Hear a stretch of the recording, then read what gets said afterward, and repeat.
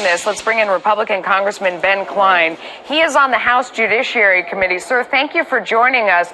You're on the very committee where we had thought we might see Bob Mueller come and testify next week. Now we're hearing that's not going to happen. Why is that?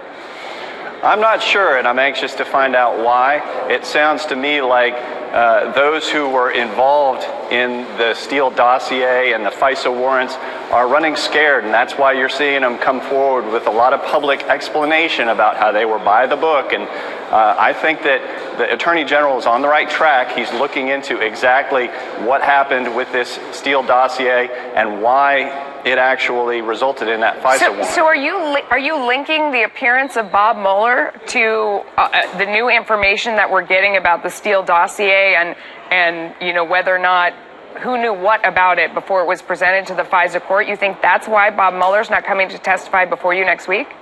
No, I do think that the Democrats are realizing that if Mueller is given the opportunity to testify, that our side is going to have just as many questions as their side, and our side is going to be asking about how this came to pass, how the FISA warrants got issued, what evidence they had in addition to the Steele dossier, because now we're finding out today that Steele actually met with officials at the Department of State and that they had doubts about the veracity of the Steele dossier at the very beginning. No, I know exactly what you're talking about, and I want to pursue that in a second, but I just want to nail down the other thing first. Do you think that Chairman Nadler pulled the invitation to Bob Mueller because he was afraid of what you guys were all going to ask Bob Mueller about the FISA warrant?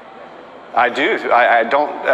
You'd have to ask the chairman that to confirm, but I think that there's a lot more than just the Mueller report that is going to be talked about when Bob Mueller testifies. Okay, so obviously one of the things that you're referring to is this blockbuster story that was in The Hill, where the then Deputy Assistant Secretary of State made a contemporaneous memo and shared it, saying that she didn't find Steele credible at all, that he had basic facts wrong, including the fact when she was talking about Russia doing hacking and recruiting in the U.S., he had referred to them doing it out of Russia's consulate in Miami, and she notes there is no consulate in Miami. So his very basic facts that were checkable and anyone could find on Google were wrong. And so she had raised a red flag about him.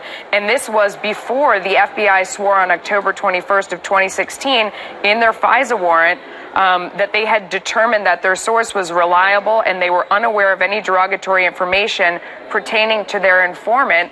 That would not be true because she herself says she wrote this memo before that date saying that he was not credible. Is that one of the things that you want to ask about? Absolutely, and that's a bombshell. When you have Comey talking about how the information in the Steele dossier was firm and that they had absolute veracity of all of their information to go before the FISA court, that's proving to be false, because what you heard was that the State Department employee actually notified the FBI of her findings. And so you have a real conflict there, okay. And that's going to be interesting to pursue. Congressman, we look forward to seeing that. Hopefully it will be televised. Thank you. Thanks for joining us today. We appreciate it.